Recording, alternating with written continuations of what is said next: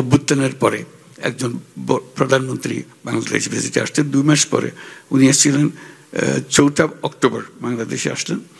তো ওনাকে বললাম এই সমস্যাটার কথা, তিনি শুনে বললেন যে হ্যাঁ এরকম যদি থাকে আমরা। কিন্তু যে এই বিদেশগামী কিংবা যারাই মালয়েশিয়াতে রয়েছেন তাদের মধ্যে এক ধরনের প্রত্যাশা তৈরি হয়েছিল, বিশেষ করে এখনো যেটি বিরাজ করছে আমরা দেখতে পাচ্ছি। সেখানে কিন্তু বলা হচ্ছিল যে মালয়েশিয়া প্রচুর তাদের কর্মী দরকার, এর আগেই তারা জানিয়েছিল, কিংবা বাংলাদেশ থেকে গত বছর অর্থাৎ 31 মে যেসব কর্মী আসতে পারেনি, সবকিছু ঘিরেই কিন্তু এক ধরনের প্রত্যাশা তৈরি হয়েছিল। কিন্তু আমরা এখানে আসার পর দেখতে পেরেছি যে এই প্রধান উপদেষ্টার সফরকে ঘিরে বিশেষ করে মালয়েশিয়ার প্রধানমন্ত্রী আনোয়ার ইব্রাহিম তার সাথে দ্বিপাক্ষীয় বৈঠক হয়। এরপর আমরা দেখেছি এখানে 5টি সমঝোতা স্মারক সই হয়, 3টি নোট বিনিময় হয়। সব মিলিয়ে বলা চলে যে অভিবাসনের বিষয়ে এক ধরনের যে উচ্চ আকাঙ্ক্ষা ছিল কিংবা আকাঙ্ক্ষা বলা যেতে পারে, সেটি কিন্তু আমরা প্রবাসীদের সাথে কথা বলে যতটুকু জানতে পেরেছি যে তাদের আসলে প্রত্যাশার পূরণ হয়। নিশ্চয়ই এটা করে দেব। এটার জন্য এই বিলম্বের জন্য সে প্লেন ধরতে পারে নাই, এটার জন্য তার বন্ধ হয়ে যাওয়ার কিছু না। এই যে 18,000 সেটা আজ পর্যন্ত চলছে, তার মধ্যে 8,000 বোধহয় যেতে পেরেছে না। বলো তো একটু ব্যাখ্যা করে। আমি একটু বলি আপনাদের। প্রথমে তো বলেছিল 18,000, পরে যখন আমরা 18,000 ভেরিফাই করতে গেলাম দেখলাম 31 মের মধ্যে তাদের বাংলাদেশে আসার কথা ছিল 2024-এর। তো 31 মে পর্যন্ত তাদের তো ভিসা থাকতে হবে। তো আমরা স্ক্রুটিনি করে দেখলাম আসলে ভিসা ছিল 8,000 সামথিংয়ের। তো বাকিদের তো ক্ষেত্রে আমরা দাবি করতে পারি না। ওই 8,000 সামথিংয়ের থেকে আবার কেউ কেউ আপনার মালয়েশিয়ায় চলে আসছে 95 জন, আর 100 জনের মতো বিভিন্ন দেশে চলে গেছে। বাকি যারা আছে ওনাদের প্রসেস শুরু হয়েছে। এই মাসে প্রথম আমরা ইয়েটা পেয়েছি, রিকোয়ারমেন্টটা পেয়েছি অল্প সংখ্যক, কিন্তু এটা আমাদের এই 31শে ডিসেম্বরের মধ্যে ওনারা যতজন যেতে চায় ততজন আসতে পারবে এখানে। যে আপনাকে ব্যাখ্যা করার কারণটা হলো যে এই যে 1 বছর আগে শুরু হয়েছে, এটা এখনো ছাড়া হয়নি। এখানে এসে আবার পার্সু করছি আমরা বাকি জন কখন যেতে পারবে, এটা পরিষ্কার হয়ে গেছে এখন। বাকি 18,000-এর সবাই যাবে। প্রথম মনে হয়েছিল 18,000 থেকে 8,000 নেবে আর বাকিদের নেবে না, বলছে না 18,000 আমরা প্রত্যেককে নেব, কেউ বাদ যাবে না। কাজে এটা একটা আনন্দের সংবাদ। উনি এসছিলেন বলে, উনি আমাদের প্রতি সহানুভূতিশীল ছিলেন বলে তখনই তাৎক্ষণিকভাবে উনি সিদ্ধান্ত দিয়েছিলেন, প্রেস কনফারেন্সে বলেছিলেন যে আমরা একটা ব্যবস্থা করবো, একটা না একটা ব্যবস্থা করবোই। উনি করছেন। আজকেও দীর্ঘ মিটিং হয়েছে ওনার সঙ্গে। আরও নানা বিষয়ে যাতে প্রক্রিয়া সহজ করা যায় এগুলো নিয়ে আমরা আলাপ করেছি। আশা করি এই মালয়েশিয়ার যে সমস্ত সমস্যা এখানে জমা হয়ে আছে সেই জমাট সমস্যাগুলোকে আমরা সংস্কার করে ফেলতে পারবো, পরিষ্কার করে ফেলতে পারবো।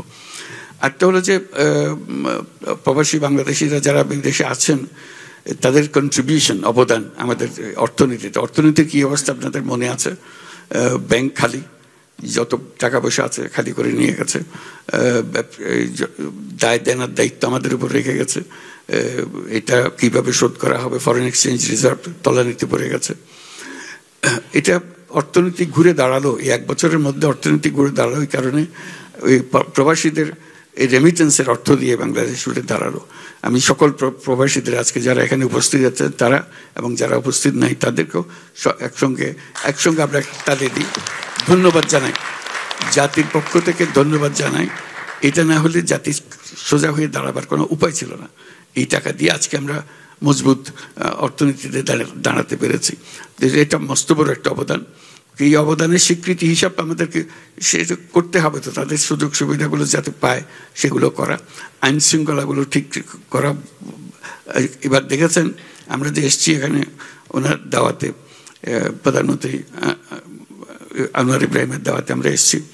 আমরা প্রায় আমাদের ক্যাবিনেটের প্রায় অর্ধেক নিয়ে এসছি একসঙ্গে, যাতে করে প্রত্যেকের যেন বিষয়গুলো পরিষ্কার হয়ে যায়। কাজে আমি একা আসলে একটা জিনিস ব্যাখ্যা করতে পারতাম, আর তো গভীর জিনিস আমি পারতাম না, অত ডিটেলস আমার মনে নেই। আমরা বলছে চলো যত রকমের সমস্যা আছে ওনার সামনে আমরা বলবো, ওনাকে জানিয়ে রাখবো যাতে করে আমরা সমাধানগুলো পাই।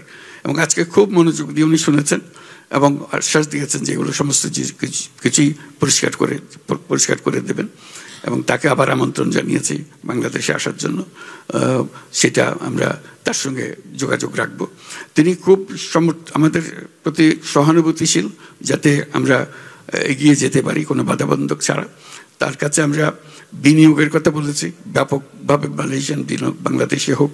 একটু আগে আমরা বিনিয়োগকারীদের সঙ্গে বৈঠক করছিলাম, মালয়েশিয়ার থেকে বড় রকম বিনিয়োগ আশ্বাস আমরা পেয়েছি।